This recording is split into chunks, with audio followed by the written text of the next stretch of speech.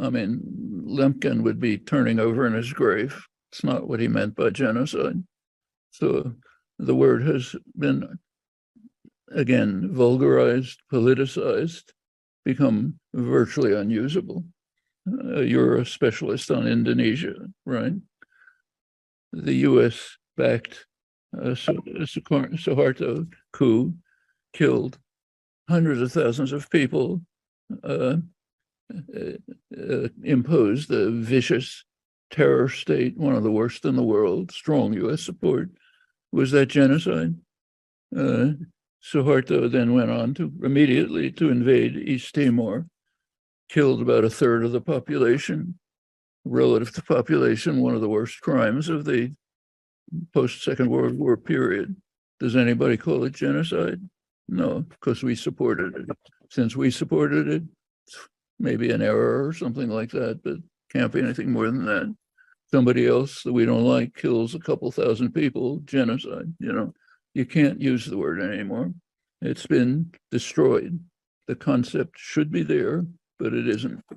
As far as apartheid is concerned, I've never really agreed with the idea of calling Israel an apartheid state for many years. I've tried to explain why. Within Israel proper, within the Green Line, what's legally Israel, there's repression of Palestinians. I've seen plenty of it, but it's not apartheid. It's severe repression of the kind we're not unfamiliar with in the United States. On the other hand, if you go to the occupied territories, I think it's much worse than apartheid. Take a look at South Africa. They weren't trying to get rid of the Black population. It was 85% of the population. They relied on the Black population as their workforce. In fact, the South African racists tried to get international recognition for the Bantustans. They tried to give them some level of support, make them look viable, hoping that they would get international recognition for it. That was apartheid, hideous, horrible regime. But what Israel's doing in the occupied territories is much worse. It doesn't want to get international recognition for the 160 enclaves that you mentioned. It wants to make life unlivable for them. Jordan Valley, it's about a third of the arable land in the West Bank, had a couple 100,000 Palestinians, mostly gone, driven out in one way or another, all sorts of techniques, declare military zone so people aren't allowed to live there, and then put in a nachal, it's called a semi-militarized Jewish settlement. Then pretty soon it's a full Jewish settlement, and so on. All sorts of devices and techniques to quietly get rid of the population. The goal as the greater Israel, you pretty much described it in your comments, but just to expand, Israel takes over the Golan Heights now with U.S. authorization, alone in the world. Gaza is a special horror story we can talk about, but in the West Bank, Jerusalem has been vastly expanded, way beyond what it ever was, annexed by Israel. U.S. alone supports that, maybe one or two small U.S. dependencies, but then established settlements to the east of Jerusalem. Ma'ale Adumim is maybe 20, 30 kilometers to the east of Jerusalem. Major settlement, mostly built up during the Clinton years. It basically bisects the habitable part of the West Bank.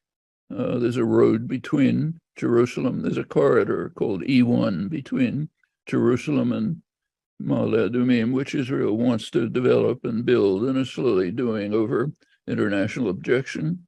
To the north, settlements like Ariel, Kadumim, deep inside the West Bank, again, integrated into Israel. They cut up the region into other subdivisions.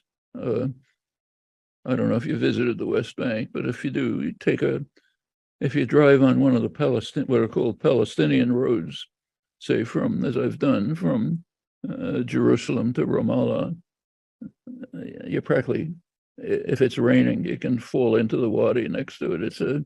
Takes you an hour for a 10-minute drive if you happen to make it. If you go on one of the Jewish roads, a super highway, you're there in 10 minutes, There's a integrated development, infrastructure development throughout the West Bank, integrating the settlements into Israel. Most of the people who live in the West Bank, say Ma'ale Adumim, go there because for the same reason that people go to nice suburbs in the United States, except there it's subsidized. You can get a subsidized villa in a nice suburban area. There's a super highway that takes you to your job in Tel Aviv or Jerusalem. You don't even know there's an Arab anywhere. The roads are restricted to Israelis and visitors. And this along with the many hundreds of enclaves, cuts the West Bank into a region which is integrated into Israel. Long run will be annexed to Israel if the U.S. permits it, supports it, and leaves the Palestinians hanging on a vine, surrounded by plenty of violence. There's the settler youth, as they're called, mostly religious. Many from the United States are very violent and brutal. They're supported by the army. You live in terror half the time. If you read a correspondent like, say, Gidon Levy in Haaretz, every day there's another atrocity in the West Bank, low level enough so that it doesn't make the headlines here. But that's life. The idea is somehow get rid of them. That's not apartheid. It's much worse. Within Israel itself, most of this isn't even known. Younger Israelis, polls show, don't even know there's a green line. They don't know there's a border. And if you travel there, you don't see it, The city of Tel Aviv recently tried to use maps in the schools that designated the international border. Government barred them. Can't show a map that shows the international border. Well, I don't think the word apartheid is quite right for this. It's worse. But in Israel itself, Palestinians have a repressive rule in many ways, ugly, but I wouldn't call it apartheid. And as I say, as far as the term genocide is concerned,